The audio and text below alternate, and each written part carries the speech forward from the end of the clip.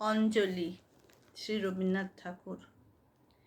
এই তীর্থ দেবতার ধরণীর মন্দির প্রাঙ্গণে যে পূজার পুষ্পাঞ্জলি সাজাইনু সযত্ন চয়নে, সায়াহ্নের শেষ আয়োজন, যে পূর্ণ প্রণাম খানি মোর সারা জীবনের অন্তরের অনির্বাণ বাণী জ্বালায়ে রাখিয়া গেনু আরতির সন্ধ্যা দীপমুখে।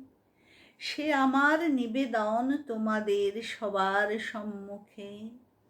হে মোর অতিথি যত, তোমরা এসেছ এ জীবনে, কেহ প্রাতে কেহ রাতে, বসন্তে শ্রাবণ বরিশনে।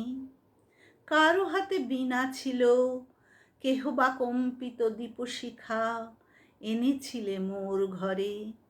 দ্বার খুলে দুরন্ত ঝটিকা বার বার এনেছ প্রাঙ্গণে। যখন গিয়েছ চলে দেবতার পদচিহ্ন রেখে গেছ মোর গৃহতলে। আমার দেবতা নিল তোমাদের সকলের নাম, রহিল পূজায় মোর তোমাদের সবার প্রণাম।